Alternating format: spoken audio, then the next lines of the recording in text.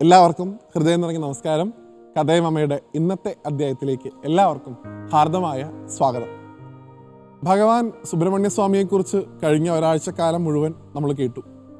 ഓരോ ദേവതയ്ക്കും ഓരോ ഇഷ്ടപ്പെട്ട നേദ്യവസ്തു അല്ലെങ്കിൽ വിശേഷപ്പെട്ട ഒരു വസ്തു ഉണ്ടാവുമല്ലോ അല്ലേ. ഇപ്പോൾ ഗുരുവായൂരപ്പനാണെങ്കിൽ വെണ്ണക്കണ്ണൻ എന്നാണ് ഭഗവാനെ നമ്മൾ വിളിക്കുകയും ചെയ്യുക. അമ്പലപ്പുഴ കൃഷ്ണൻ്റെ അടുത്തേക്ക് വന്നു കഴിഞ്ഞാൽ അത് പാൽപ്പായസമായിട്ട് മാറും. ഗണപതി ഭഗവാന്റെ അടുത്ത് പോകുമ്പോൾ അപ്പത്തിനും അടയ്ക്കൊക്കെയാണ് പ്രാധാന്യം കൂടുതൽ. മഹാദേവനെ സംബന്ധിച്ച് വെറും ധാര തന്നെ ധാരാളമാണ്. ഇങ്ങനെ ഓരോ ദേവതയ്ക്കും ഓരോ വിശേഷപ്പെട്ട വസ്തുക്കൾ നമ്മൾ കൽപ്പിച്ചു കൊടുക്കാറുണ്ട് കഥകളുടെയും പുരാണത്തിൻ്റെയൊക്കെ അടിസ്ഥാനത്തിൽ. ഇങ്ങനെ സുബ്രഹ്മണ്യസ്വാമിക്ക് മാത്രം വിശേഷപ്പെട്ട ഒരു ദ്രവ്യം നമ്മൾ സങ്കല്പിക്കാറുണ്ട്. അത് ഭഗവാൻ ഏറ്റവും ഇഷ്ടപ്പെട്ടതാണ് നമ്മൾ കരുതാറുണ്ട്. അത് പഞ്ചാമൃതമാണ്. ആ പഞ്ചാമൃതത്തെക്കുറിച്ചാണ് ഇന്നത്തെ കഥയമമ്മയുടെ അധ്യായത്തിൽ നമ്മൾ സംസാരിക്കുന്നത്. പഞ്ചാമൃതം ഒരു നേദ്യവസ്തുവാണോ എന്ന് ചോദിച്ചു കഴിഞ്ഞാൽ തീർച്ചയായിട്ടും ആണ്. പഞ്ചാമൃതം നിവേദിക്കാറുണ്ട് പല ക്ഷേത്രങ്ങളിലും. എന്നാൽ പഞ്ചാമൃതത്തിൻ്റെ യഥാർത്ഥത്തിലുള്ള മഹത്വം അത് നേദ്യവസ്തു ആവുന്നതിനേക്കാൾ ഒരു പിടി മുകളിൽ നിൽക്കുന്നത് അത് അഭിഷേകദ്രവ്യം ആവുമ്പോഴാണ്. അഭിഷേകദ്രവ്യമായിട്ട് പഞ്ചാമൃതം ഉപയോഗിക്കുന്നതിൽ ഏറ്റവും ഔന്നത്യത്തിലുള്ള ക്ഷേത്രമാണ് സാക്ഷാൽ പഴനി ദണ്ഡായുധപാണി ക്ഷേത്രം, പഴനിയിലെ മുരുകക്ഷേത്രം. പഴനിയിലെ പഞ്ചാമൃതം എന്ന് പറഞ്ഞാൽ അത്രയധികം പ്രസിദ്ധമാണ്. അതിലുപയോഗിക്കുന്ന ഘടകങ്ങൾ തന്നെ വളരെയധികം വില കൂടിയതും അത്ര പെട്ടെന്ന് അങ്ങോട്ട് ലഭ്യമാവാത്തതൊക്കെയാണ്. വീരുപാശി എന്ന് വിളിക്കപ്പെടുന്ന വിഭാഗത്തിൽപ്പെട്ട ഒരു പഴമാണ് പഞ്ചാമൃതം ഉണ്ടാക്കാൻ ഉപയോഗിക്കുന്നത്.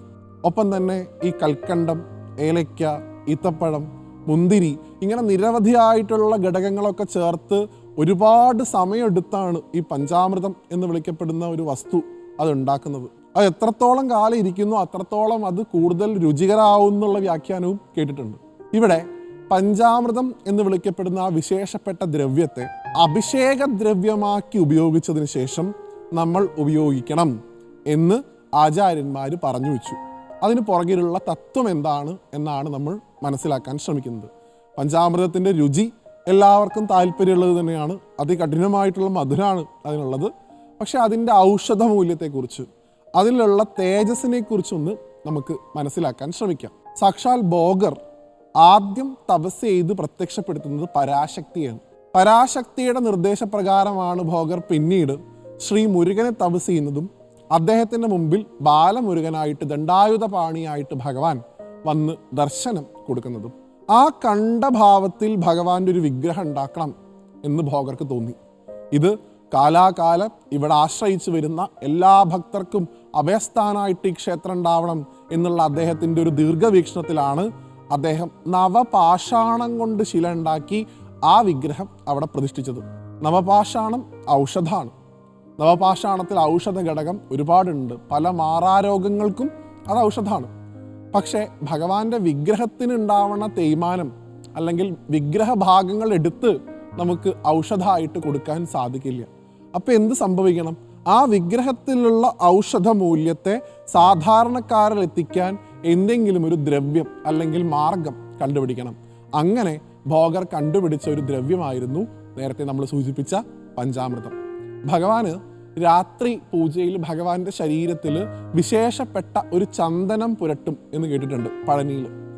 അത് പിറ്റേ ദിവസമാക്കുമ്പോഴേക്കും അതിൻ്റെ നിറം മാറി അതിന് വലിയ തരത്തിലുള്ള മാറ്റം സംഭവിച്ചിട്ടുണ്ടാവുന്നതാണ്. എന്ന് വെച്ചാൽ ആ നവപാഷാണ ശിലയിലുണ്ടാവുന്ന താപം കൊണ്ട് ആ വിഗ്രഹത്തിലുണ്ടാവുന്ന വിയർപ്പിന് തുല്യമായിട്ടുള്ളൊരു ദ്രാവകം ഈ ചന്ദനത്തിൽ കലരുകയും അത് അക്കാല ചന്ദനം എന്ന പേരിൽ പ്രസിദ്ധി ആർജിക്കുകയും അത് സർവ്വരോഗങ്ങൾക്കുള്ള ഔഷധമായിട്ട് കണക്കാക്കുകയും ചെയ്യുന്നുണ്ട്.